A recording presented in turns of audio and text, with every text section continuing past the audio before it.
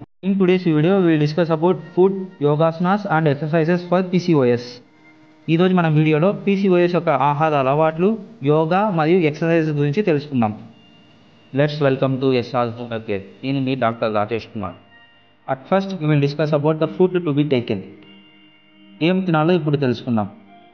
Mainly complex carbs, high fiber, low glycemic index veggies, lean proteins and anti-inflammatory foods. Complex carbs అంటే carbohydrates అధికంగా ఉన్న food వచ్చేసరికి పినోవా, oats, రాగి, wheat అంటే గోధుమలు, Jewar. High fibre and low glycemic index ఉన్న food వచ్చేసరికి బాటిల్ గార్డ్ అంటే పొట్లకాయ, క్యాబేజ్, పంకిన్ అంటే గుమ్మడికాయ, స్ప్రింగ్ ఆనియన్ అంటే ఉల్లి కాగడాలు, బెల్ పెప్పర్ అంటే క్యాప్సికమ్, స్ప్రౌట్స్, బాటిల్ గార్డ్ అంటే సొరకాయ అండ్ టర్నిప్. లీన్ ప్రోటీన్స్ అంటే ప్రోటీన్ అధికంగా ఉన్న ఫుడ్ వచ్చేసరికి egg, fish, tofu, pulse and lentils అంటే పప్పు దినుసులు.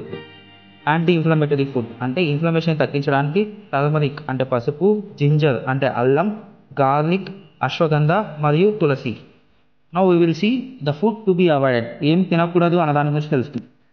మెయిన్లీ ఫ్రైడ్ ఫుడ్స్ అంటే french fries, fried chicken, fried fish and potato chips. Saturated foods like butter, packed food items అంటే cookies కానీ, క్యాండీస్ కానీ, పైస్ కానీ, మరియు soft drinks, cool drinks, alcohols తీసుకోకపోవడం మంచిది. మరియు white bread, pizza, pasta and rolls ఇవన్నీ తినడం వల్ల మన బాడీలో ఇన్ఫ్లమేషన్ అనేది ఎక్కువ అవుతుంది. Now we will see yogasanas for PCOS. PCOSకి తగ్గ యోగాసనాస్ గురించి తెలుసుకుందాం. Yoga helps in balancing the hormones, reducing the stress, improving the insulin sensitivity and also supports the reproductive health. By doing రెగ్యులర్గా చేయడం వలన మెంటల్ హెల్త్, PCOS యొక్క అండర్లైన్ కాజ్ని మరియు wait మేనేజ్మెంట్ని and మరియు ఎమోషనల్గా బ్యాలెన్స్ అవ్వడానికి హెల్ప్ అవుతుంది. ఈ ఆసనాసనవి 30 seconds to 1 minute చేయడం మంచిది. భుజంగాసన, ధనురాసన, శవాసన, బలాసన, సుప్తబద్ధ కోణాసన, మలాసన, నవాసన,